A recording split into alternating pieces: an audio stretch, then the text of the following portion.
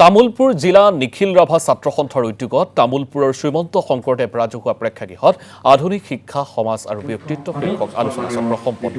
স্থানীয় বিধায়ক জলেন দৈমাৰীয়ে শুভাৰম্ভ কৰা আলোচনা চক্ৰত মুখ্য বক্তা হিচাপে উপস্থিত থাকে প্ৰতিদিন টাইমৰ মুখ্য সম্পাদক নিতুমণি শইকীয়া। ভাষণ প্ৰসংগত মুখ্য সম্পাদকগৰাকীয়ে কয় যে আমাৰ শিক্ষাৰ উদ্দেশ্য চাকৰিমুখী নহয়, আমাৰ শিক্ষা হ'ব লাগে জ্ঞানী মানুহ হোৱাৰ। আজিৰ শিক্ষা আধুনিক শিক্ষা হৈ থকা নাই। আধুনিক শিক্ষাৰ উদ্দেশ্য চাকৰি নহয়, পূৰ্ণাংগ মানুহ হ'বলৈ আধুনিক শিক্ষাৰ মূল উদ্দেশ্য হ'ব লাগে। এই আলোচনা চক্ৰতে নিখিল ৰাভা ছাত্ৰ সন্থাৰ সাধাৰণ সম্পাদক ডক্টৰ সুভাষ ৰাভাই অংশ লৈ ৰাভা জনগোষ্ঠীৰ ভাষা সাহিত্যৰ সংস্কৃতিৰে আগবাঢ়ি ৰাভাসকলৰ লোকাচাৰ নীতি নিয়ম আয়ত্ত কৰাৰ প্ৰসংগত গুৰুত্বপূৰ্ণ মন্তব্য আগবঢ়ায়। আজিৰ অনুষ্ঠানত BTRৰ MCLA হেমন্ত কুমাৰ ৰাভা, শিক্ষা অনুষ্ঠানৰ প্ৰধান মাধৱ ৰাভা, ৰবেন ৰাভা, প্ৰাক্তন উপসভাপতি দীপাংকৰ ৰাভায়ো অংশ লয়। এটা নাম সোণালী অক্ষৰে লিপিবদ্ধ হৈ থাকিব কি বুলি যে প্ৰথমগৰাকী অলিম্পিক বিজয়ী অসম সন্তান কোন? লাভলীনা বৰা। ধন্যবাদ জনাইছোঁ আপোনালোকক। আজি আমি তামুলপুৰ জিলাৰ ৰাভা ছাত্ৰ সন্থাই এটা বিশেষ পদক্ষেপ আমি হাতত লৈছিলোঁ। আজি আমি তামুলপুৰ জিলাৰ শংকৰদেৱ প্ৰেক্ষাগৃহত তামুলপুৰ জিলাৰ ৰাভা ছাত্ৰ সন্থাই আমি আজি এক বিশেষ আলোচনা চক্ৰৰ আমি আয়োজন কৰিছিলোঁ।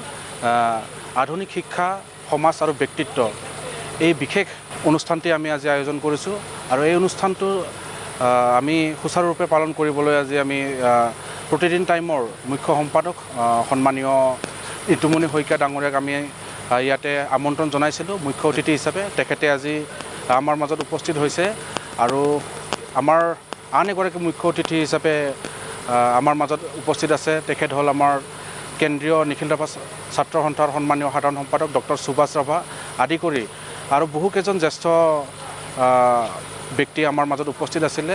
বিশেষকৈ শৈক্ষিক দিশত সজাগতা অনাৰ ক্ষেত্ৰত আমাৰ তামুলপুৰ জিলা ৰাভা ছাত্ৰ সন্থাৰ এক বিশেষ আমি পদক্ষেপ ল'বলৈ চেষ্টা কৰিছিলোঁ আৰু এই অনুষ্ঠানটি আমি যিমান দূৰ পাৰিছোঁ আমাৰ উঠি অহা ছাত্ৰ ছাত্ৰীখিনিক লগত লৈ পেলাই, অভিভাৱকসকলক লগত লৈ পেলাই আমি এই অনুষ্ঠানটি আমি সফল ৰূপায়ণ কৰিবলৈ আমি আগবাঢ়িম। ইয়াত আজি যিটো বিষয় নিৰ্দিষ্টকৈ দিয়া হৈছে আধুনিক শিক্ষা সমাজ আৰু ব্যক্তিত্ব, মোৰ চিন্তাধাৰাখিনি আপোনালোকৰ আগত এতিয়া মই ক'ব বিচাৰিছোঁ। তিনিটা কথা ইয়াৰ লগত জড়িত হৈ আছে। এক, আধুনিক শিক্ষা; দুই, সমাজ; আৰু তিনি, ব্যক্তিত্ব। ইয়াত যিসকল ছাত্ৰ ছাত্ৰী আছে মই তেওঁলোকক প্ৰথমতে এটা কথা ক'ব বিচাৰোঁ।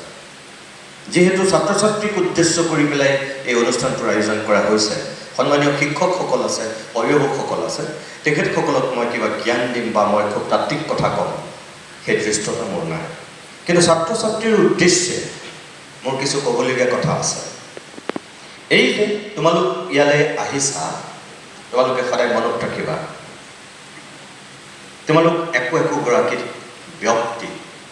আমি ইয়াত যিমানখিনি মানুহ আছোঁ, আমাৰ যদি মূৰবিলাক গন্তি কৰা যায়, ইয়াত কিমানশ মানুহ উপস্থিত আছে হিচাপ কৰিলে ওলাই যাব।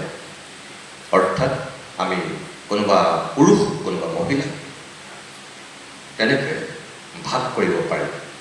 একোজন আমি ইয়াত থকা মানুহ ব্যক্তি। কিন্তু আমি সকলো ব্যক্তিত্ব হয়নে? নহয়। মোৰ প্ৰথম ক'বলগীয়া কথাটো সেইটোৱেই, এই বিষয়টো আধুনিক শিক্ষা সমাজ আৰু ব্যক্তিত্ব ইমান সুন্দৰকৈ এটা বিষয় দিছে যে নিখিল ৰাভা ছাত্ৰ সন্থাই এই উঠি অহা প্ৰজন্মটোৰ প্ৰত্যেকগৰাকীকে একোজন অকল ব্যক্তি কৰি ৰাখিব বিচৰা নাই। আমি ব্যক্তিৰ পৰা কেনেকৈ আমি একোটা ব্যক্তিত্ব হ'ম তাৰ চিন্তা কৰা হৈছে।